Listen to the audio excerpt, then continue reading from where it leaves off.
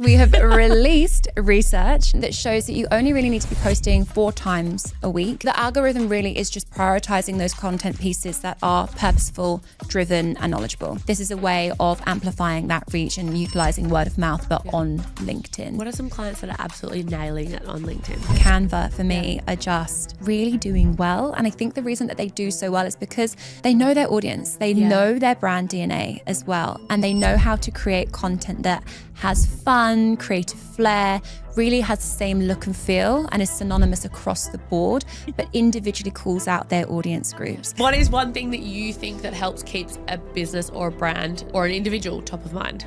Authenticity. Having your content go out that is really intrinsic to you as an individual is just so key, because if it doesn't feel like it is from the individual, if it feels automated, if it feels robotic, that's not going to get anywhere. Now I'm going to get straight into the juicy question. I think one thing that people talk about all the time when it comes to any social media platform is the algorithm. And one thing we hear all the time is, oh, the algorithm's fucking up my content. So I want to hear it from the horse's mouth.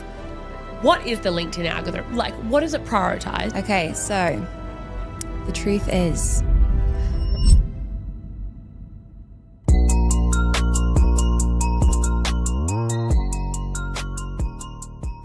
Kathryn, welcome to Top of Mind. It is absolutely no secret that LinkedIn is my favorite platform. Everybody that sees me on a daily basis or a weekly basis will vouch for me on that. And I'm super excited because you obviously work at LinkedIn. I do. So I'm excited for you to be joining me to answer all of the questions that I have, but also all of our clients have about LinkedIn. So thank you for joining me. Thank you for having me. It's a pleasure. And yeah, absolutely on board the LinkedIn train as well. Work there, but also love everything it stands for too. So happy to talk all things and everything's LinkedIn. I love it. Now I'm going to get straight into the juicy question, right? I think one thing that people talk about all the time when it comes to any social media platform is the algorithm. And one thing we hear all the time is, oh, the algorithm's fucking up my content. It's the reason that I can't, get the traction that I need, or I can't grow, blah, blah, blah. So I want to hear it from the horse's mouth. What is the LinkedIn algorithm? Like, what does it prioritize? How can people leverage it, and how can people use it to their advantage? Okay, so the truth is, I don't fully know either. I know it's not the answer that you were hoping for, but essentially the algorithm is only really known to our engineers. It's a little secret that stays with them. They're constantly working on it, evolving it so it is in the members' best interest. Obviously, we're a members' first platform predominantly. So everything that the algorithm does, I promise you, is in your best interest and isn't trying to mess up any content routines or schedules. When they speak like that, I say, well, it's like the universe as well, right? It's the universe's fault. It's the algorithm. But there are ways in which we know the algorithm does sort of work and the content that it does prioritize. So those are the things that I am privy to. That's inner workings. All sit with our engineering team, who are a wonderful bunch of people, but it's all just known to them. So I think what is important to note is that the algorithm does constantly change. And like I say, this is because it is putting the members first, and we want to have content that's super relevant to them and isn't going to sort of disrupt their feed too much, but is going to be sort of enriched in knowledge, value, insights, learning, whatever it may be. And so what we actually did was we started to survey our members and really understand what their likes and dislikes are about the platform. And so not too shocking, during COVID, which now feels like a million years ago, thank God. But during COVID, we did see a bit of a shift in terms of the content that was on the platform. We'll have all seen it. People were sharing sort of, I guess, breakfast updates, like what they did with their family at the weekend. And yeah, that's lovely content, but I think there's other platforms for that type of content. And when we surveyed our members, they actually said that they didn't really align with that type of content. It wasn't the most valuable to them. What was valuable to them was content that was sharing knowledge, teaching them something new, connecting them to people or, I guess, opportunities as well. And so we shifted the algorithm. How we did that, again, I don't know. Magic, I assume. But we shifted it, and now it's meant that we've had 80% less sort of rebuttal, I suppose, towards the algorithm and its feedback. So hopefully when these people do say those things to you, you can be like, look, This is in your interest in the long run. Look, and I also think 9 times out of 10 when people are blaming the algorithm, like it's The usually post didn't work. It wasn't good content. Shit, right? I think so. To that point then, given that you don't know the algorithm, what is it that LinkedIn is prioritizing? Like, is there something that like as a user I can be posting types of content or topics of content that is going to land better with the algorithm or the platform, so to speak? Yeah, so I think any content that really has a strong purpose, and so that could be from a brand perspective, it could be from a product perspective, service, talent, community, whatever it may be, as long as it's enriched in this sort of knowledge and purpose, then it's going to be more prioritized by the algorithm. So for example, if you are a marketing professional, for example, and you create a post all about how to market in a B2B world, that is going to be seen by the algorithm, ingested by it, and then put onto the feeds of people who are within that sort of marketing industry. Now, we know that based on their profile demographics, what they've been engaging with content-wise, who their connections are, first party, second party, whatever that looks like. And so the algorithm goes, okay, cool, this is a really good piece of informative, knowledgeable content. Let me put it out to other marketing professionals by that sort of first or second party degree connection. What happens then is you or I might come across it, we might like it, you might engage with it again, and then it creates more of a conversation amongst marketing professionals, and then its reach goes further. So the algorithm really is just prioritizing those content pieces that are purposeful, driven, and knowledgeable. If you love this episode, help us to grow and reach more people by hitting the subscribe button and leaving a review. So then would you say that the content, the actual substance of the content. So for example, if I've put up a post about B2B marketing. Yeah. Does LinkedIn take the keywords from that content and go, cool, I'm going to put this, if I've got an audience full of people that are interested in B2B marketing, does it then go, this person's interested in B2B marketing and there's B2B marketing in this post, therefore I'm going to show it to them? It's more likely to be put in front of them based on those keywords. Now, it's not like it's not like an SEO platform. Who knows? I mean, I don't know if that's coming, but you never know. But it is based on those audience behaviors. So if they've been previously engaging in content around B2B marketing, then they know categorically this person's more likely to resonate and enjoy this content too. We do also, in terms of the algorithm, you can obviously use hashtags. Don't use too many because... Where's the fine line when it comes to hashtags? Because I feel like we went through a phase where, when I started in the industry, it was like, use as many hashtags as possible. Hashtags is the way to get exposure. Then it went to don't use any. And then now it's like this like fine balance depending on which platform you're on. Yeah. So where does LinkedIn sit on hashtags? Yeah, well, essentially the best practice would be 1 to 3. Okay. Interesting. So not too many, enough to make it relevant. You can do more brand-specific hashtags or you can do sort of wider initiative global hashtags as well. One of the features that we've recently launched as well is that you can actually subscribe to hashtags. So therefore, if you subscribe to one hashtag, then you're going to get more content that's around that hashtag or utilizes that hashtag on your feed. So that's a really good way of personalizing your feed, I guess, and making it more relevant to you. Amazing. But yeah, use 1 to 3 because I think sometimes we see people and they've used about 10 and it's just like, where are we at with this? And I mean, I used to do it too. When I was at first on Instagram, I looked at some of my posts and I'd be like, hashtag girl, hashtag blonde, hashtag whatever I was doing. It was literally every single word. And that doesn't have a place anymore in marketing strategies, but highly relevant, easily replicated hashtags as well will gain more momentum and traction. And if you can subscribe to them, even better. That's amazing. Yeah, it's. I suppose that's the best practice with hashtags. And then with that as well, the algorithm won't pick it up as spam because it will see it's informative. It's not just hashtagging for the sake of it. It's, this is relevant to the content that I'm putting out there. Put it to the relevant people as well. Yeah, I think that's really important. And I think that's one rule that we use all the time with hashtags is like making sure it's specific to the piece of content that you're uploading. Because, if I put girl as a hashtag and they click on it and it's not a girl or there's no girl, then that first impression of, okay, I've engaged with Hayley's content, she's hashtag girl, but there's no girl in the photo or there's no girl in the content.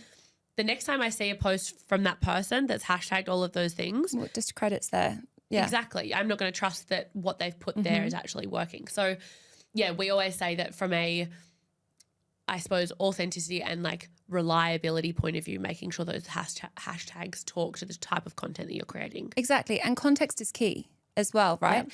I think I've been brand side before as well. And sometimes you can be really in the weeds at your own company and think that this hashtag is like amazing and wonderful, but there's no context to the wider audience there. And so if it's this really convoluted or maybe abstract hashtag, people aren't going to understand what that is, even if it is part of your marketing campaign. Unless you've done a lot of sort of awareness on that campaign, it needs to have a bit more context that is relevant to a sort of, I guess, wider stream of content, not just that one specific piece. Totally. My last question, I think, about the algorithm / I know that you don't know the answer to the algorithm specifically, but one thing that I've found, I've been posting consistently on LinkedIn for about 5 years, right? Mm-hmm. When I found that there were platforms that allowed me to like schedule my posts and things like that. Now, I know LinkedIn allows you to schedule your content in advance now, but when I started doing it, it didn't. One thing that I really noticed is that when I use a scheduling tool to schedule my to schedule my posts, the post would get less exposure, even though I posted at the same time every day, versus me posting authentically on the platform.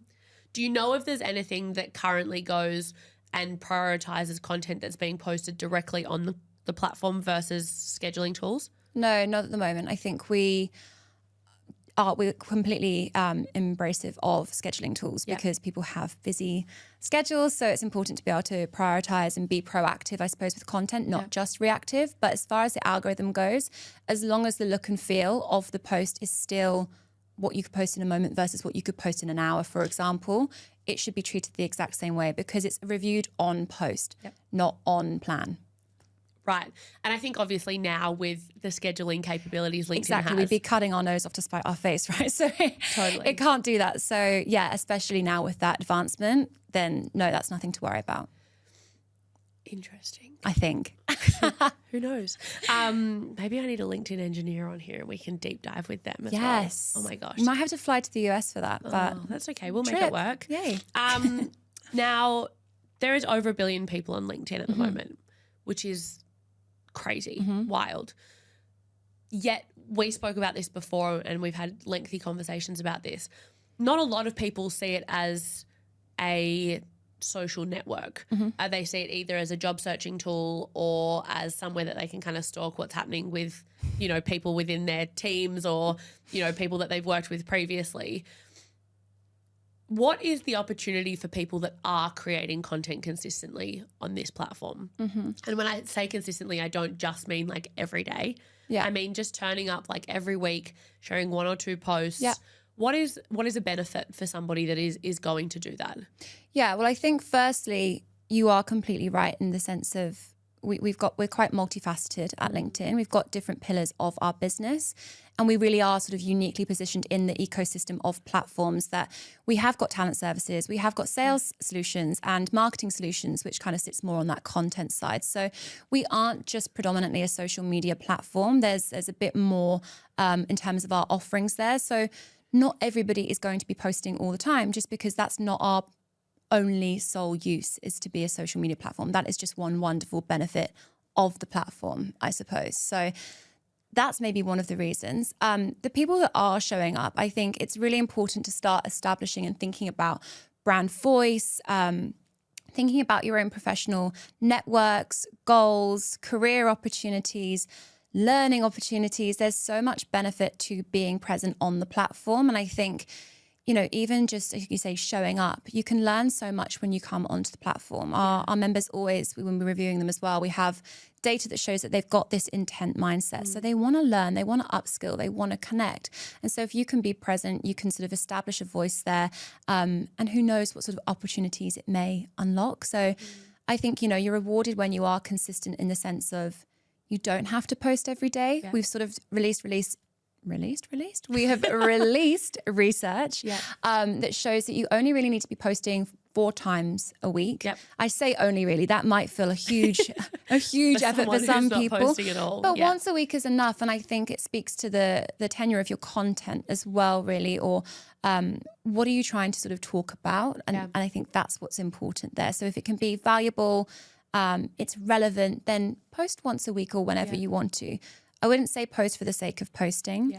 That's not going to be rewarded because your authenticity isn't going to be able to shine through if you're just constantly scrambling to create more content. It's not going to be as compelling for your audience, and your message might get blurred. And I think every time you are posting, what is it that you want your audience to see, feel, think, do when they're engaging with this? And then the content will be rewarded in itself on a post by post basis rather than frequency for the sake of frequency. Totally. I think that's one thing that I love about LinkedIn is that as a social platform, it does reward the dwell time. It does reward the conversations. It rewards that engagement. You know, we say all the time, it's like instead of resharing something, comment on it because your community will see it anyway in the way in which the algorithm works. Whatever it is. The universe. The way in which it works, if I comment on a post versus resharing it, they'll reward that engagement versus just resharing the same piece of content. Now, a lot of the times we're met with, I'm scared to post on LinkedIn because it's a professional platform. Yeah. And there's my peers there professionally. Now, they're more than happy to post their bikini pictures on Instagram and all of that. But when it comes to posting, what they talk about every single day for work, they're terrified. Yeah. What are you seeing that people are most scared about being on LinkedIn? I think it's just the fear to click initially, right? It's just that building up your own professional persona and really putting that out there for people to view and essentially measure. I was thinking about this earlier and I was like, there's never really been a capacity in which I have been measured on my career or professional performance, unless it's in sort of one-to-one with my manager within the sphere of my company. Yeah. So putting myself out there in that capacity to be like, hi, I'm a professional, feels maybe a little bit more daunting because we've grown up on the internet and understood ourselves as individuals within that sort of group or platform, so to speak. It's really easy to share what we had for breakfast or, like you say, the bikini uploads. We've all done it. But God forbid I tell you that I've got the credentials to be telling you what I'm telling you. Yeah. Like that's where it feels a bit alien. And, we actually have been recognizing that a lot more at LinkedIn as well. And we're trying to sort of bridge the gap. We really want people to understand that their strengths are their sort of unique accolades, their storytelling of themselves and their careers. And so that fear to click or post, so to speak, we've actually labeled it imposter syndrome. Oh, I love that. So LinkedIn, obviously, imposter syndrome, had a baby, and it's now imposter syndrome. I love it. And I think it's great, and I think it's really important. And I think people have that kind of, I don't know what to say, but it's like you've all got your background, you've all got your history, you've got a profile on the platform, which tells me that you are a professional on a professional network. Professional doesn't have to be, oh my God, I'm this really serious business individual, because God forbid I am not.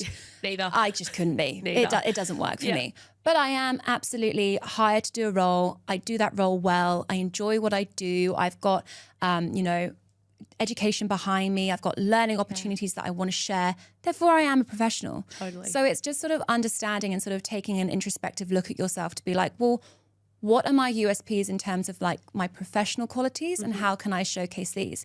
And no one can take that away from you. There's no right or wrong there because it's your history, your background, your experience. So you can post about that. But I think, yes, it can be daunting. And I think the only way I essentially think just start doing it because that's the only way to really get through it, right? Is to just put something up. Just start. It's that fear of judgment, right? We don't want people to think like, oh my God. But to be honest, I'd rather people judged me on something that I am a professional about and I understand and I know and I really believe and I back. Fine, have a conversation with me about it. Judge me if you want to, because that sparks more curiosity, that sparks more conversation, and that's super important. What I say might not be fact, but it might be something that's interesting to somebody else. And so you never know what that could then lead to. So, judge away, have a conversation with me, and I welcome it. And hopefully we'll be moving more into that as the generations go. We're seeing a lot more with Gen Z being super transparent. They're not afraid to post. So I really think this is a generational challenge in terms of the millennial space.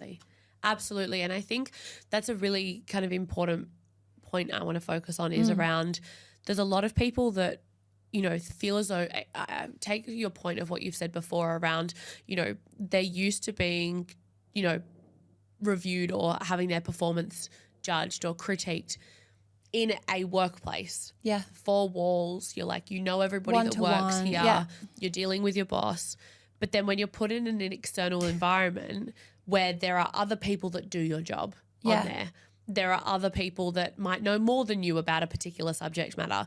And I think that's one of the biggest misconceptions is that people think that they have to be an expert to be on this platform. No. Yeah. And it's like, I'm an expert in my own experience, right? Exactly. Am I an HR expert? Absolutely not. But can I tell you about all of the shit places that I've worked and how they've done X, Y, and Z wrong? Absolutely. Yeah. Because they were my experiences. Yeah.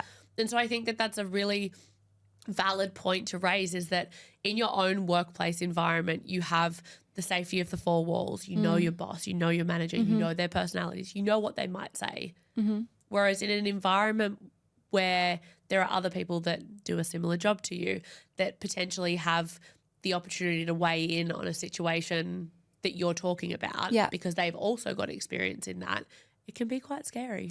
It can be quite scary, but I would also add to that, yes, there are going to be individuals in these industries that can weigh in, but they might not view or may not have absorbed a topic the way that you have. Totally. Everyone learns differently and everyone engages with content differently as well. So what works for me and captures my attention on the platform may not work for you and may not capture your attention. Yeah. And so the type of content I produce might just be more specific to people that sort of think in the similar way to which I do. And, we've got so many wonderful members on the platform, so many different and diversified brains as well that, you're creating content, it's going to resonate with somebody.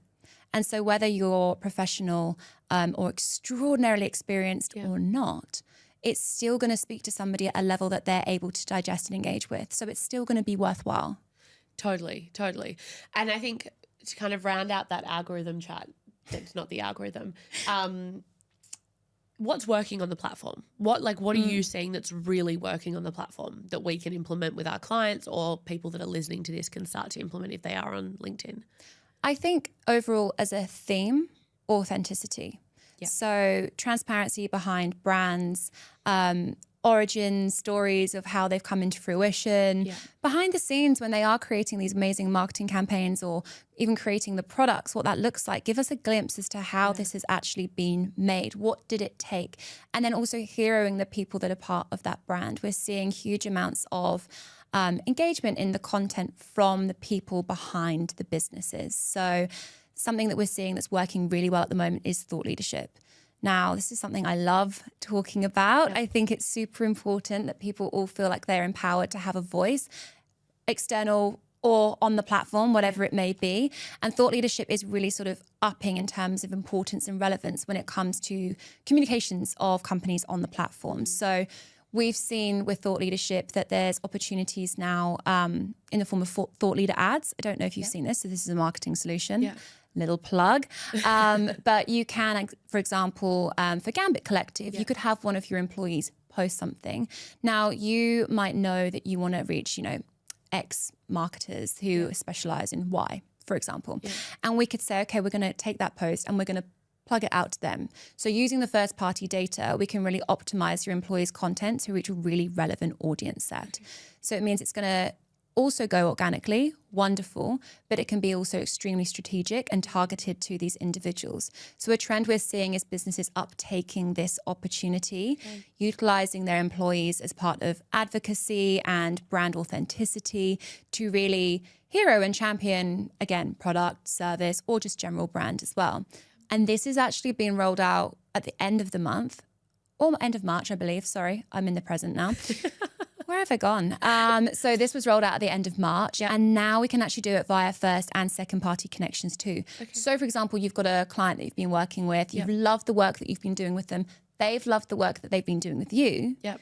You can actually promote out their content to a targeted audience as well. So it's very interesting. And that is really what's working well at the moment in terms of thought leadership and that capacity. Yep. in terms of content itself, what's resonated or what's sort of deemed as thumb-stopping content, video probably comes as no surprise. Yeah. And this can be in any format. So this could be like the thought leadership video that I was speaking about, talking to camera. We all know that I'm terrible at that. We've discussed that. I can't do that, but I can share other things. You'll have so much content I've from got this content now. podcast. I will be doing that now, yes. But, you know, in terms of that thought leadership content, video does work really well. Human to human, word of mouth, expanding it digitally, that's perfect. Video in general is our most engaged with format.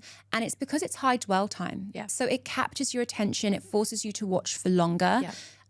Short form is probably prioritized more than long form. So 7 seconds to 30 seconds is like ideal. And if you can capture attention in the first 9 seconds, you're gold. Essentially, that means that people are going to have a stronger affinity towards your company or your individual persona, whatever you're doing, if you can capture their attention in the first 9 seconds. Well, I think there was a stat that I saw that was like humans have now been proven to have less of an attention span than goldfish. Yeah, not surprised. Neither. But I'm like, wow, like we're incredibly smart comparatively to goldfish, but like we still have such a low attention span. I think to that point as well around video, it helps build trust because there's so many people, and I've seen it, where they'll put out these LinkedIn posts and they'll be like, these are all the things, these are the people that I'm highlighting. These are the, you know, the people that I'm celebrating and they're really good at their jobs. Then when you meet them in person, they're an asshole. Do you know what I mean? And not only does it talk to the fact that you have to be the same person online as you are in real life. Yes. But I think that video really helps and highlights that, you know, if you are trying to be something that you're not, it becomes really evident in video. Yeah, you can see if someone's being disingenuous. You can just absolutely smell it a mile off. And so, yes, it promotes authenticity and I guess encourages that too. So, absolutely. Yeah, video as a format is taking off. And I think we'll probably see maybe moving forward with video as well, sort of more, I think it's lo-fi production. Yep. So like the behind the scenes content, iPhone content, those sorts of things. Because it's easy, quick, capture it, pop it on the platform. It's easy to do. But it also, like you say, it just creates those human connecting points, which is so important to the sort of strength or the results in which you're seeing your content perform. I think that's so, I could dive into video on social platforms so deeply. I mean, we worked with a couple of different businesses where like their leaders couldn't even sit and talk in an interview style without a script in front of them. And for me, like quite honestly, those people shouldn't be leading the business. Because if you can't sit and have a conversation with somebody that, you know, it's not a confrontational conversation. It's a conversation about what you do Monday to Friday every single day. And you can't. I get sometimes the people are nervous and they need to have a script. Maybe is it because it's the camera in front of them and it's more an environmental thing? But it's a conversation. So the camera is over the shoulder. So it's not like speaking to camera because I know how hard that is. Like my first episode that I did was on my own. And I was like, I said to the boys here, I was like, why is this so difficult? Like I can talk in front of an iPhone camera, no problems. I can talk about absolutely nothing for hours. But a camera is different. But I think it does also talk to the fact that like if you can't genuinely talk about the things that you're talking about online in a conversation, it then proves that kind of misalignment with who you think you are or who you want to be turning up as versus who you actually are. And I think the sooner people can lean into that kind of authentic, like, yes, I swear, you will never catch me not swearing. Like, I also think it makes me relatable. Makes you you. Yeah. And people know that. My team know that. Like the clients that I work with know that. I'm not effing and blinding every single minute, but I will throw a swear word in there where appropriate, right? And I think that it was actually really funny. I had a talk for a very well-known financial institution I was invited to do. And I sent them my slides and I had a swear word in one of the slides. It said, fuck professionalism. God and they forbid. said, you need to take that out. And I said, why? Like, and I was paid a lot of money for this talk. And I said to them, actually, like, if I can't be myself up there, There's no point in you being not there. coming. Yeah. Like you can find somebody else. Yeah. And they came to the party and they were like, oh, okay, well, we'll try it. But like maybe if you can remove it from the slide, but you can say it so that like if we do share. And I was like, okay, we can compromise. But like I'm not taking it out of what I talk about. And did you say it? I said it. Absolutely. I said it. Absolutely, I said it. But I think that it ties back to being authentically yourself. And I think that there's a big difference between being authentic and being vulnerable. Yes, hugely. And people aren't comfortable being vulnerable. No. Not everybody. Some people are, and that's amazing. And I love that. And I think as a society, we need to get a little bit more comfortable being uncomfortable at times. You know, that's one of those things. I think to that authenticity piece, that leads into the brand DNA, right? And this is, again, a lovely subject for me. I just love it. I love it because I think it's so important. I think it's so easily missed as well, which is such a shame. And so I think for companies or individuals to be really successful on LinkedIn, they need to understand their brand DNA. Yeah. So the brand DNA, if you can imagine it, is an intersection between who you are when you show up to your employees, who you are when you show up to your investors perhaps, and who you are when you show up to your customers. Yeah. Now, you want that tone of voice, that look and feel to your content, anything associated with your content and communications to be absolutely synonymous to your brand DNA. You want to know that it flows in the same way, regardless of which audience demographic you're going after. You want to know that it's your content and nobody else's, because then when they come into contact with it in different stages of their journeys, one day they might be an employee, one day they could be an investor, or they could move along and they could be a future customer for you. So you want to make sure that you really hone in on your brand DNA, understand what that is, and then let that inform the rest of your strategy. Yeah, I love that. I think going back to that point around authenticity versus vulnerability, I think the way in which I look at it, because, you know, we have so many clients that are like, well, I don't want to tell them my life story on LinkedIn. And I'm like, you shouldn't. But being authentic is just being you, right? Like showing up as yourself. Being vulnerable is sharing information that could be used against you. Yeah. Is the way that I like to look at it, right? And it's like, we're not asking you to be like, hey, tell us that you went into debt at 20 years old or you took 4 tell credit us your cards most out. traumatic story ever. Tell us, you know, your childhood trauma. Like, I don't want to know that, but I want you to show up as yourself. And I don't want you to try to be someone that you're not. Yeah. And people see through that. And I think at least that makes them comfortable enough to create something and still be able to share a story in a way that feels good to them. Yeah. Now, we spoke about it on the live episode, which is episode 3. Yes. Because you joined our live episode, which was very fun. We spoke about, obviously, a lot of people see LinkedIn as a B2B platform, so business to business. We know that there are people on there that are B2C, so business to consumer or business to customer. And for me, the question that I have is more around, you work with a lot of different clients on a day-to-day basis, B2B, B2C.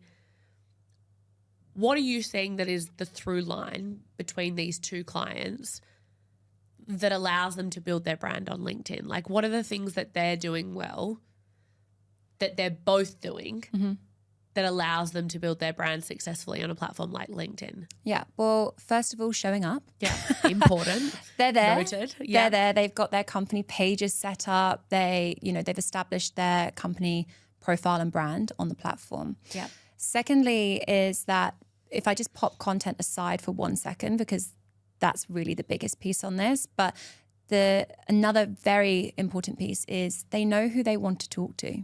Yeah. So this is the sort of misconception, I suppose, about the opportunity for B2C brands on the platform is that, well, they're not, LinkedIn isn't mass, so to speak. Yeah. Maybe we're not mass, but we have a wealth of first-party data that lets us be so granular and really hone in on those specific buyers, essentially, that will actually make the most make the most impact to your business and the bottom line. So, for example, a B2C client that I'm working with quite frequently is Cartier. And, we do some really cool initiatives with them on the platform. What they love about the platform is it connects them directly to people who not only have an intent to sort of engage with their content because we've filtered their campaigns, looking at, people that have affinity for luxury goods. So based on member interests and behaviors, but also that they know that these members have actually got the net worth to be able to purchase products too. Yeah. Now, that's not just Cartier specific, but if we look at our B2C sort of audience profiles and behaviors, we know that when people spend more time on LinkedIn, they're actually more likely to make a purchase than any other social media platform. Hey guys, if you are listening on Spotify, do not forget to give us a 5-star rating. It will help us to reach more people. We also know that LinkedIn, as an average, our member has a higher net wealth than any other social media platform. So when you pair that intent with that actual propensity and ability to spend, you have a really good consumer there, right? Yeah. So it's totally viable to go after in terms of your profiling when you're trying to target these audience groups. And I think, again, the misconception is, well, absolutely, we are predominantly a B2B platform. But behind each of those businesses are individuals who think, feel, do, they are humans. And so let's talk to them about their own purchasing behaviors and decision-making for their own personal lives as well. So we're there. You and I are both on the platform, right? Totally. We don't just work when we're on the platform. We also live. And so B2C opportunities can absolutely engage viable audiences by sort of the profiling and the targeting that we can do. Totally. I mean, I think it's the same conversation as work-life balance. That's it. Right? Like, I hate the term. I think that work-life balance is so different for so many different people. There might be a friend of mine who has 2 kids and her idea of work-life balance is not working 5 days a week. It's working 3 days a week, working hard for those 3 days and then having 2 days fully off. As a business owner, there's no fucking such thing. I'll be really honest with you. Like, I work 7 days. I'm on my computer every day. But I love it. I'm not complaining about it. Like, I'm building a life that I want and I'm building a team that I want and I'm building a culture that I want. So I think it's so different and I think it's the same. Like, at the end of the day, everyone's experiencing the same thing but just differently. And I think to that point as well, for me, I feel like LinkedIn has qualified leads. Like, the people that I'm engaging with on LinkedIn are in that mindset of being like, I want to know what these people are doing. If they're scrolling through content, they want to be learning. They want to be seeing this content. They want to be engaging with it. I think, with your Instagrams or your TikToks, for example, or YouTube, a lot of people are looking for that entertainment factor. Totally. Not so much, I feel like, yes, they're looking for content that they can relate with or relate to.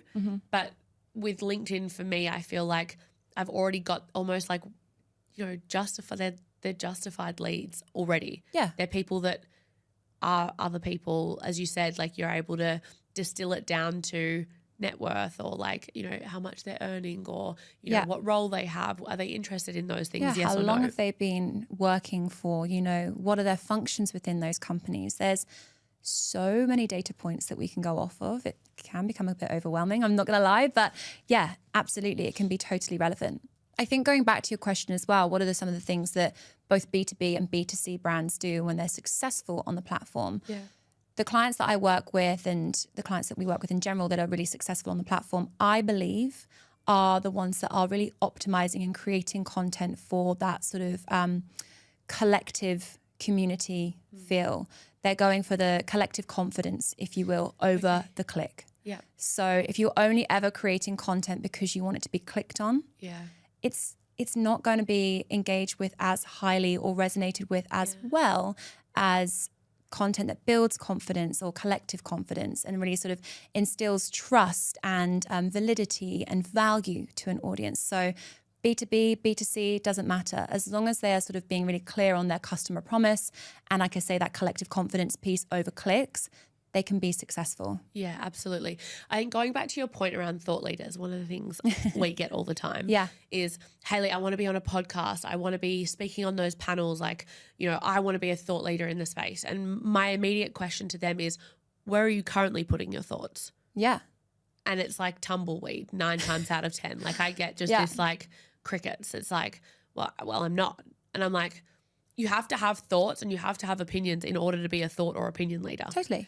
Now, in terms of how people showcase that on LinkedIn, like when I share my thoughts and opinions, I'm not scared of sharing my thoughts and opinions. That's me personally.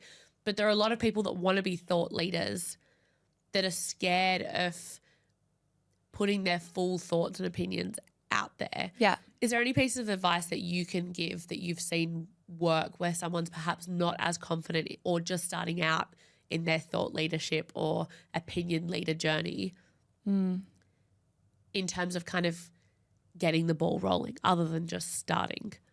I think, obviously just starting is the first step. That definitely helps. And it is that sort of just getting through that imposter syndrome. I love that term. Oh, so do I. It's I'm going to so reuse good, that isn't it? so often. It is so good. But I think, get involved in conversations to start off with, whether that just feels as much as liking somebody's post or comment as well, or replying to a comment on a thread or an article or whatever it may be. Reshare other people's content. Yeah. That's how I started, because I didn't feel super confident to start off with either. I wasn't just like, yes, because I work for LinkedIn, I'm automatically a thought leader. I know everything that I'm talking about and this is how I'm going to create my content. No, I had no idea. So I was just sort of like, I know how to tell my clients how to do it, but for my own individual self, I was like, oh, this feels different and a lot. And so I started out small by sharing articles that I found interesting. Yeah. And that maybe I could share a piece of information on or an insight on as well. So it felt relevant. I wasn't just sharing it for the sake of sharing it. Yeah. I wasn't just sharing company updates because I'm employed by that company. Yeah. I really wanted to make sure that when I was sharing, I aligned with the content and the message that was going out with it. On the flip side, you could share something that you completely don't align with and be like, I categorically do not align with this. Yeah. What are your thoughts? Yeah. So start asking questions to your audience as well. Yeah. We've got polls that you can do that just feel smaller. You don't have to just go and write this huge post or this huge article. I think just be present, active, engage, and start getting involved in the conversations that matter most to you. Absolutely. I think I couldn't agree more. I think one of the things that we say that if you're a huge introvert and you're wanting to be on LinkedIn, just start by adding valuable comments. And valuable comments are not just being like, yes, I agree. Like add your opinion to that thought or that opinion that has been presented above. Now, there are times that I will get on LinkedIn and I will wake up and choose violence and be like, who can I piss off today? Because I know that reactions we love comments, people like you. the reactions and comments that I get are going to get that engagement, and it means it's going to be more eyeballs. We wouldn't suggest doing that. We would suggest it's valuable. And well, look, I think I'm not going out there with like an opinion that is going to be disagreed with, right? Like I think at the end of the day, like I have an opinion on certain things that I know that there's quite a lot of people that don't. Now I had one person who commented on something of mine, and you have your LinkedIn headline, right? Which is like not just your job title 9 times out of 10. It's like a bit about you. It's like a tiny little spiel about you. Yeah. And this guy commented and he was like, wow, I find it so fascinating the titles people give themselves, which was so ironic because his headline was retired. That's all it said.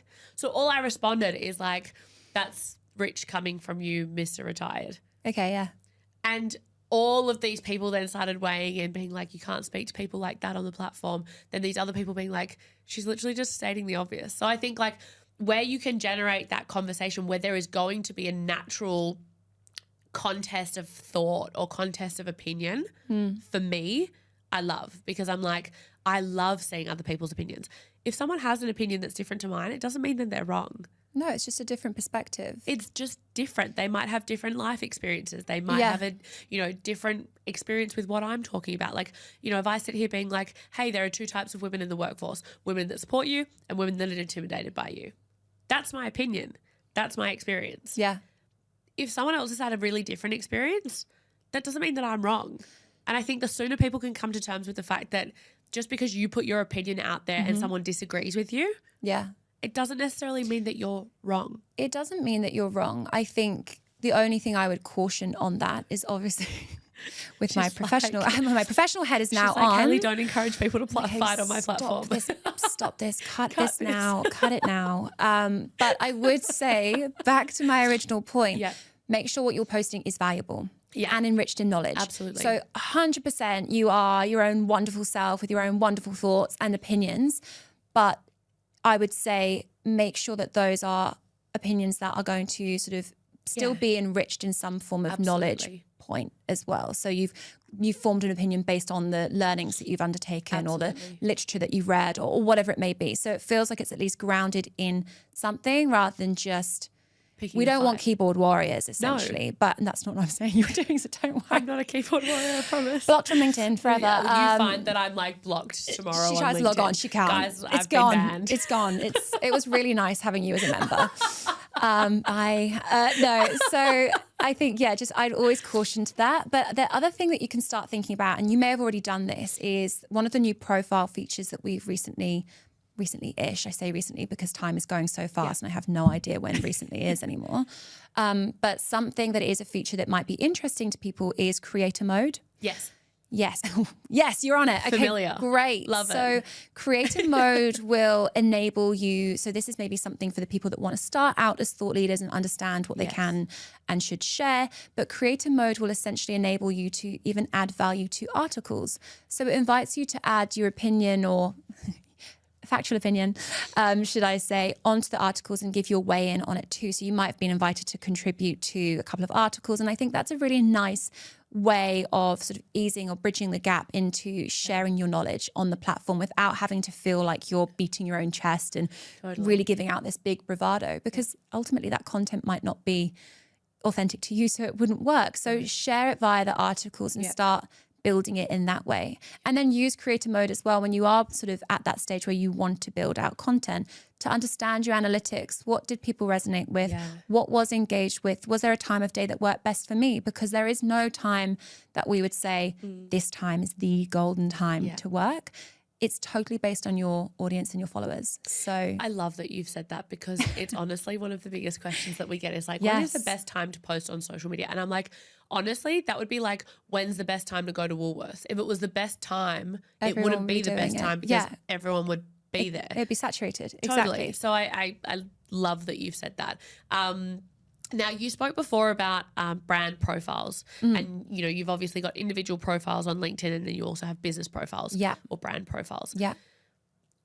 One question that we get a lot off is it worth investing in growing that brand or business profile? Yes. Or, short answer, yes. Done. But if, like, I'll preface it with how we typically approach it with clients is we go, yes, having a presence on your brand profile, super important. Yeah. But the thing that people are going to resonate with more is going to be your personal brand, like your personal page, because they're looking at a picture of a person as opposed to a picture of a logo.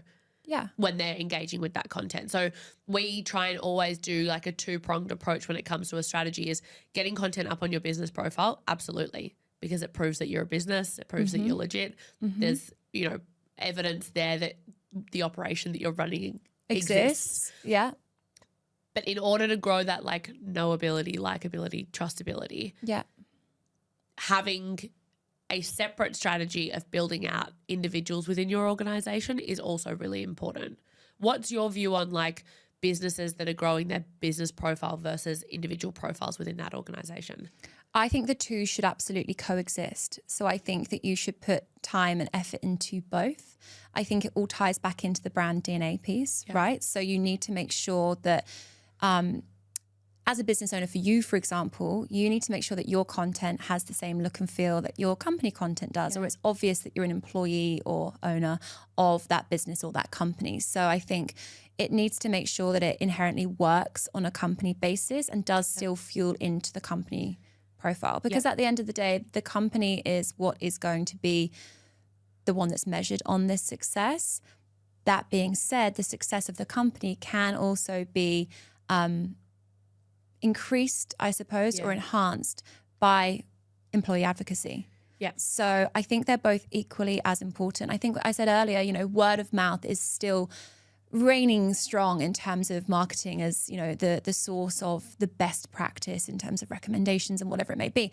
And so essentially by encouraging your employees to post and get involved in conversations, this is a way of amplifying that reach and utilizing word of mouth, but on LinkedIn. So I think the two are both important to your strategy. What I will say is that not every employee always wants to post. And that's okay, because this is the difficulty or beauty of LinkedIn, is that it does straddle that sort of professional, personal. And so if a company tells you you've got to post something, you might be childish like me and go, no. I don't want to be told what to do. Don't tell me what to do. But if I'm bought into, your vision, your mission, I know what we're doing, how we're advancing as a company, I'm more likely to sort of speak on your behalf or want to share the story that's behind the business. We've also seen that CEOs or senior leadership that start to post on LinkedIn really then can set the tone and standard for the rest of the company. So if your CEO and your leadership team are posting, the rest of the company is more likely to follow suit. So it's important, I guess, from that sort of C-suite level to be engaging, to set a standard. So when a company has employee advocacy in terms of its C-suite, so you've got your CEOs and your leadership teams posting, individuals and members are more likely to positively favor a company by around 81% when they've seen the C-suite engaging in content. And they're 77 more times likely, or 77%, sorry, not more times, that'd be amazing, but 77% more likely to then buy from that company as well. So having those individual employee or senior leadership posts going out there really only aids the overall business measurement and success too. Absolutely. I mean, I couldn't agree more. I mean, we see it in my business. Yeah. I see it with businesses that we help, but I like that you've talked about the fact that it has to come from the top down. Yes. Because, we work with CEOs and leaders of businesses that are like, my team should be posting on LinkedIn. I'm like, well, are you? Yeah, set the tone. Like, I would never ask my team, like I very, very commonly. They're listening now like, lies, you do. Yeah, no. I've got Laura sitting over here and she's just like, no. Yeah. But no, I frequently say to them, like, I did all of your jobs before you started. Yeah. Like, I've done everything before you've come on board. So know that I've got my hands dirty before you turned up. So I'm like, I get your job. I understand what it is that you do. I've hired you because you're great at what you do or you're an expert at what you do. And I don't have the time to be doing all of these different things. But I think that it's so important to anything that I ask of my team or I ask of my clients, I would be happy doing myself. Yeah. So am I going to sit here being like, you should post 10 TikToks a week? Absolutely not, because I can't post as a personal brand 10 TikToks a week. Yeah. But if I ask my team to post once a week on LinkedIn and they all know that they've got a commitment to do that, if I can do 2 or 3 posts a week, then I'm setting that standard for them to be like, well, if Hayley can do 2 or 3 times a week, we can do 1. Yeah, as long as it's relevant. Totally. So I think that's the thing, and I think that's the thing that businesses struggle with is kind of asking versus telling when it comes to content posting on LinkedIn. You don't want to feel, because it is also your personal profile at the end of the day too. Yes, you are a company ambassador, I suppose, because it's on your profile, but you still are an individual at the end of the day with, your own stories and history and all of that stuff. And if it doesn't feel authentic to you to post, people might not want to. When you say post once a week, I might be like, that doesn't align with me. Yeah. And then you wouldn't want my brand DNA to be affected now, would you, Hayley? No, absolutely not. So it's one of those things. I think the key to that is creating a wealth of content, or a wealth maybe feels overwhelming, but creating content that's easily to be shared by these employees. Yeah. So are there things that you've been doing as a business, as a team, that they might be like, yeah, actually I do want to share this. This is great. Are there opportunities for the company as a profile to be sharing or heroing and highlighting their workforce? And then that individual can share it off the back of that. And it's like, that sort of really easy bridging the gap movement into posting content. But I think, make sure your employees are bought into your mission and vision. Yeah. Make sure you're communicating that with them, because then they will happily sit on podcasts and talk about your platform, because they believe in it. And it doesn't feel like it's unauthentic to me. It feels like, I'm happy to talk about this because I am aligned to it. Yeah. So I think that needs to be set in concrete first before you can even think about the content strategy behind it. Totally. And I think like when I say post once a week, that's not just on LinkedIn. So like I have somewhere. some girls in the team that definitely lean towards TikTok or Instagram more. Yeah. And it's like, cool, create a TikTok. Like talk about something that you want to talk about. I think that's really, we spoke about it in a Q&A episode recently where it comes back to who you're hiring, right? Like at the end of the day, like I hire people with the same values as me and the business. Like I don't approve any of the content that goes up that they create for the business. I don't 'Cause you've got the approve trust. any content that goes up on their LinkedIn because that's their own profile. Yeah. But I trust that I've hired somebody that has a very similar value set to me and the business. So I think that for me, when businesses don't trust you to post, to talk about what you do within the organization, it's because they're worried that your values don't align. Yeah. Right. And I think that's where I see it is like, you know, I've worked with businesses that have told me that I can't post on LinkedIn.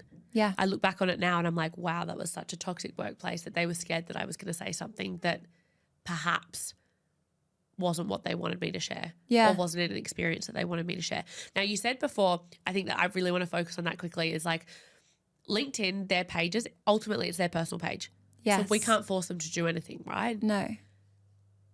Most of my team, when they started, they were like, I want to get better at LinkedIn. Cool. Great.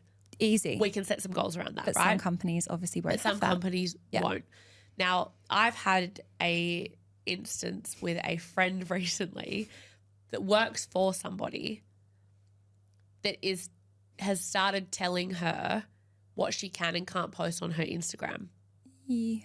Where do you sit on that? Like professionally, but also like as, you know, from a LinkedIn point of view, but then also from a personal point of view?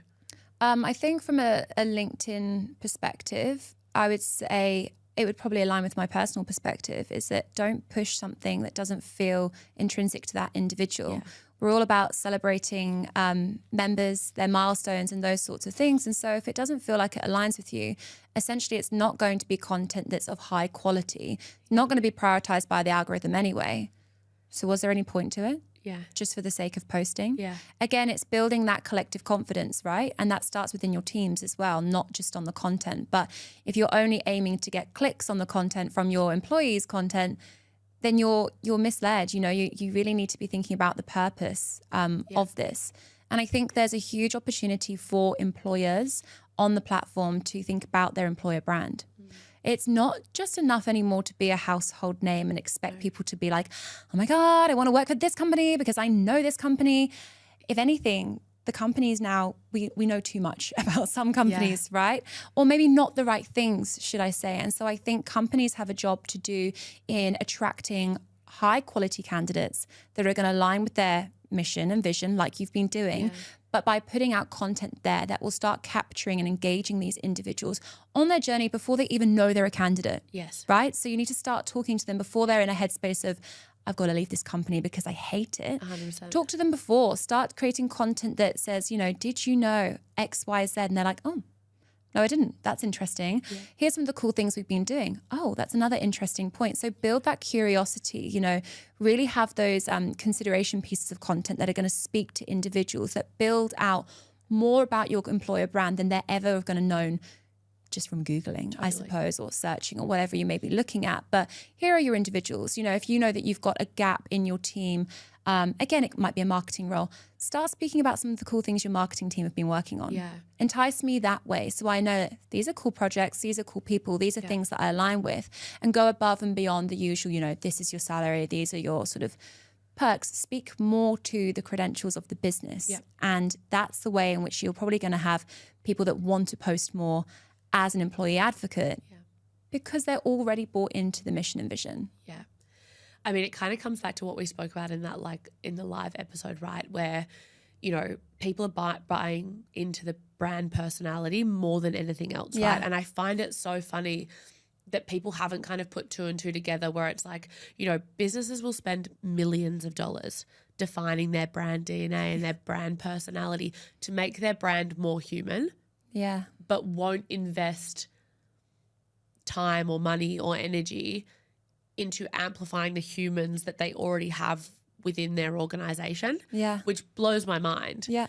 And so for me, like creating that brand personality, like I cannot tell you, since we started, you know, sharing content across LinkedIn, Instagram and TikTok of the team and like what we do, like the girls posted a video the other day on TikTok and I just landed from... Oh my God, I saw that. That made me laugh so much. I literally was in my like airport fit. My hair was slicked back. I was like, had just come off a flight, an overnight flight for that matter.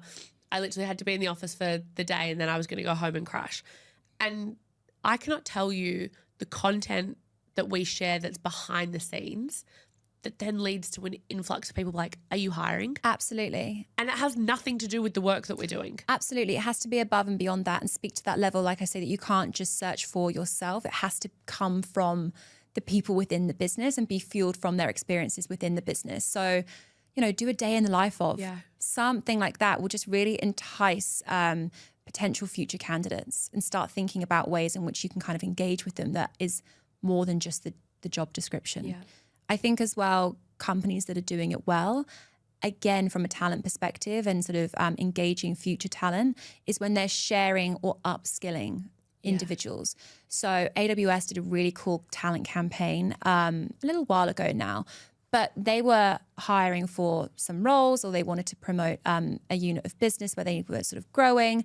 And instead of being like, hey, we're hiring, this is a role. And obviously everybody knows Amazon as well, right? So they've got a good brand, but they didn't know anything about the teams or the workings. So they did some content on that. But what they also did was they did an interview series on how to get hired. So they put tips and tricks in on how to nail your interview, and all the types of different content were all surrounded about just sort of the interview experience and process. Now, that didn't necessarily mean that people were going to apply to the jobs with them, because it was just upskilling them for all potential future interviews, right? But the engagement that they had off the back of that, the positive affinity that was then associated with AWS in terms of candidate hiring experiences was tenfold, because the content was absolutely there to give them some form of value and give them access to something that they couldn't just find themselves. So do days in the lives of, but do value exchanges as well. Yeah, I love that. Now, focusing on clients and who's doing it well. Yeah. Like, what are some clients that are absolutely nailing it on LinkedIn? I said this on the live episode, but I still really just love this brand. So Canva for me are just really doing well. And I think the reason that they do so well is because they know their audience. They know their brand DNA as well. And they know how to create content that has fun, creative flair, really has the same look and feel and is synonymous across the board, but individually calls out their audience groups. They're not afraid to take creative risks. They utilize video. They diversify their formats. You're never bored when you're coming into contact with some of their content. Yeah. And so I think because of that, and of course they're local, so Australian, you know, wonderful, we love that. But they are a success story and they're growing from strength to strength. But I think they're really clear on their promise to their customers. So regardless of me, who just loves going on Canva to create, God, I create everything on there. I love it. Yeah. They've really got me. It's the Virgo in me. Invites, menus, Christmas cards. I'm talking everything. I love it. Yeah. So whether they're marketing to me or they're marketing on a business to business capacity, everything still has fun to it, creativity to it. They're evoking emotions within us, you know, regardless of what stage of the customer journey we're at too. So I would definitely look at their content and see what they're doing, because they are doing a really good job. I love that. I love that. Now, before we get to our quick fire questions, which are at the end of the episode, which I know you know because we've done the live podcast before, I have a question. It's more just a selfish question. You've been at LinkedIn for 3 years. I think if I didn't own my own business, I would want to work at LinkedIn. Yeah. What do you love about working there? The food. No, I'm joking. It's not. That helps. But no, it's, you know what it is? I think you can probably tell from the way that I talk about it. I am really aligned to their vision and their mission. Yeah. They want to create equitable global opportunities for everyone. You know, they really want to have this platform that's enriched in learning, knowledge sharing, whatever it may be. And so categorically, number one, I'm aligning to what they want to do in the greater scheme of the world. You know, so global economic opportunities everywhere. Love that. And I think that's really important. I want to make sure I'm working for a brand or a company that's important to my values and my core. One of the sayings or one of the pillars at work that we have is dream big, have fun, and get things done. And I love that. Yeah. Like, I really love that, because I think it allows you to, yes, I am employed to do a role, but then I also get to come and do things like this. I get to say, you know, I want to go and do a panel event, and they're like, great. And they really support me and aid my growth. And I think for me as an individual, knowing that I can be upskilled in an environment that supports me and is like celebrating me and celebrating my uniqueness as well, and everybody's uniqueness within the business, not just me, is really wonderful. And you end up getting these really cool people that you can learn from, different opportunities. So we've got multiple ERGs as well within the company. So I am on the Women at LinkedIn community, which I love. We are currently working on a speaker series. We've got external speakers coming in to talk about anything from finance. Next week, we're doing a panel on fertility. And I really love that my workplace supports future-proofing my fertility. Yeah. Like, how cool is that? Or allowing me to have conversations around that anyway, right? And I think that's super important to sort of go above and beyond. And that's nothing that I'm going to find on a job description, all of those things that I've just told you. Yeah. So I never thought when I clicked apply to the role that I was going to be drinking the Kool-Aid quite as much as I'm doing. I was always like, oh, that's not for me. I'm sure it's going to be good. But honestly, it's just, I really am bought into what they're doing, and I'm really sort of fueled by the growth opportunities they're providing me with as well. I love that. I mean, I've not drunk the Kool-Aid, but I have. Here you go. like I don't work there, but I think the exposure that I have had to the team at LinkedIn, like I said, cool if I people. wasn't doing my own thing, I would definitely be there. And I say it almost every time I see them because I'm like, it's just so cool. And every single engagement that I've had with somebody at LinkedIn has been like happy, fun. Oh my God, positive. I know. Like there's never been like a negative, even though it's been a difficult conversation, or perhaps there's been like, whatever the context of that conversation is. It doesn't have to always be like positive or happy, but it's always just been super helpful. Totally. We know how to have conversations. I think that's extremely important. Yeah. It did, I will say, unnerve me when I first arrived. I was like, why is everyone so nice? Totally. This has to be a catch. But actually, they hire well, to your point. They really make sure people align with the business and are going to fuel its growth and their growth too. I couldn't agree more. Last question before we get to quickfire. Yeah. What's in store? What can I be excited about from a LinkedIn user point of view that's coming up? Yep. So we are constantly making changes. There's always things. I'm sure there's a product that's just been released now since we've been recording this because they are constantly evolving to meet the needs of the members, whether that's from talent, sales, learning, or marketing opportunities.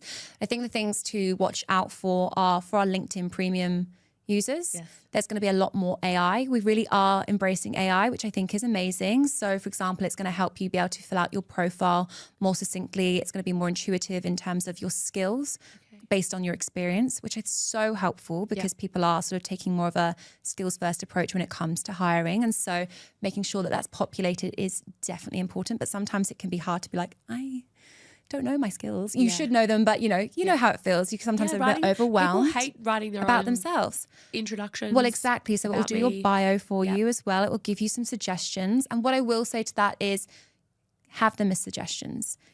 Add in your personality as well, right? Because I think that's super important. But we're embracing AI, and now we can even create posts on the platform. You can tell LinkedIn to do it for you essentially. So you can say, hey, I want to create a post on B2B marketing. These are my key 3 points. Make that into a post, and it can write that for you. Again, caution with that because I love AI. I'm here for it. But it doesn't have the heartbeat that I do. And so I want to overlay my personality to that, give it my own creative flair, make sure that it's intrinsic to me and my values. So use it as a structure, use it as the bare bones, but make sure you put your own personality on front of it too. Yeah. I mean, I talk about it all the time with ChatGPT, right? Like, love that thing. I'm all for ChatGPT. Like as a business owner, it helps me overcome a lot of, I suppose, that dwell time where I'm like thinking about how to start something, how to articulate something. Yeah. So I put it in there. But by no means do I copy and paste it and then press send. No, you can't. No, we're not quite there yet. And, I don't know if we ever will be, but I think still embrace it in terms of your efficiencies and ease of use. So that is, for the premium side of things, something to really get involved with. And then thought leader ads, other formats that we're really seeing increase. Live event ads are on the way. There's a whole wealth of products that are coming out to sort of aid your content creation journey. So lots to think about, lots to consider. Amazing. I love it. Now, quick fire questions. I know you know these, but we're going to try and hopefully generate some answers that you didn't give me on the live podcast. That answers my first question. Name one brand that first comes to mind. LinkedIn. I Name did one say that brand last that's time. not LinkedIn Oh, and not Canva, because you said that on the live episode. yeah, I'm going to say Cartier again. I really love what they're doing. They're really digitally innovative. They utilize their content across platform, print, outdoor, and their look and feel is really intrinsic to them. Another brand that I'm actually loving, sorry, now I've said this, I also love Cartier, but a brand recently in the last few weeks that is just, for me, phenomenal standout, Loewe. Have you seen their campaigns? Yep. Love it. Yep. They are really infusing humor with luxury, which is a space that we've not really seen before. No. And I think the whole sort of sketch or comedy sketch or whatever it is between Dan Levy and Audrey Plaza is just sensational. It really brings tongue-in-cheek into the luxury space, which has not really been explored, but it also really humanizes the brand. And again, it makes it authentic. So I think I love what Cartier are doing from a strategic point of view. I love what Loewe have been doing from humanizing their brand and being top of mind. Look what I just did there. Wow. You're so welcome. Snip that. What is one thing that you think that helps keeps a business or a brand or an individual top of mind? Authenticity, 100%. I think I've said that word maybe 1,000 times since I've sat in this chair. Love it. But I think if you Be a haven't... drinking game. Yes, it could be. We'll clip that and we'll play it. I think having your content go out that is really intrinsic to you as an individual is just so key, because if it doesn't feel like it is from the individual, if it feels automated, if it feels robotic, that's not going to get anywhere. So I think that's the key thing, is just make sure all content, all outward communications is enriched in authenticity. Love it. And what is a quote that is always top of mind for you? Okay, well, face it till you ace it. Which I love. Episode 3. The episode 3, check it out. So my other quote that I live by is more of a saying, I suppose, in the sense of you can't kind of quote it, but I do say it about 5 times a day minimum, and it's thank you more please. Yeah. And thank you more please is the mentality that I'm trying to operate with at the moment. So you know how it is when you have a really bad day, a car, you're like, I'm having a really terrible day, a car drives past you and splashes you and you're like, oh, see, it's because I'm having a bad day. Or you do a post and it bombs, because of the algorithm, it's terrible. You can really blame it, and it's really easy for the brain to create those negative sort of connections via the synapses. So a way to retrain your brain is by looking for the positives instead. So for example, I have a really positive interaction in the Uber on the way here. As I get out of the Uber, I'm just like, thank you more, please. Yeah. The driver probably thinks I'm insane. That's fine. But I'm saying it more to myself than anything. And then what it does is it encourages my brain to then look out for, well, what's the next moment going to be that has that thank you more please mantra behind it. And I've noticed since I've been employing that, I've been more opportunities have come my way. I've been having more fruitful conversations. So whether this is actually happening or I'm just noticing it more because I'm tuned my brain to look out for it, thank you more please. Doesn't matter. I'll take that. I love that. I love that. I think it's quite similar to mine, which is like, if it was easy, everyone would do it. And it reminds me that it's like, no, these difficult things are part of the process. Totally. Right. And I think that it's that same of like retraining your brain to look at something in a different way. Just step out of yourself and give yourself a different perspective, because we can get so insular and be like, oh, this is so hard or everyone can do it or what. No, change the narrative. I love that. I have a friend that says zoom out, Hayley. Yeah. And it's like taking your problem and zoom out from it and see it in, the bigger world context. Totally. And it's just a really nice reminder to be like, you know what? We're dealing with first world problems here. Yeah. And it's all measurable as well, right? Control what you can control. Yeah. Don't get overwhelmed by the things that are just distinctly not within your control. Yeah. And the ones that you can control, when they work well, thank you more, please. Yeah. So thank you more, please. There you go. I love it. I love it. Kathryn, thank you so much for joining me today. I've learned so much. I'm still going to try and get somebody who can talk about the algorithm. No, you're blocked now, remember? Yeah. So if I go missing tomorrow, LinkedIn has me. Don't come for me. They have me captive. Thank you so much for sharing everything that you've shared, but also your own personal thoughts about it, because I know that it can be really hard when you do work for a business, but it's just proof that, your values and your beliefs are very similar to your workplaces. And I think that not only is that credit to LinkedIn, obviously, for allowing you to come and talk to us today and for hiring you, but also credit to yourself, because you obviously, can back yourself in the confidence that you have in your own experiences to be able to talk about these things. So thank you so much for joining me today. You're so welcome. Thank you for having me. One last thing from me. If you enjoyed this episode, I would love if you could leave us a review or hit the subscribe button wherever you are listening or watching this podcast.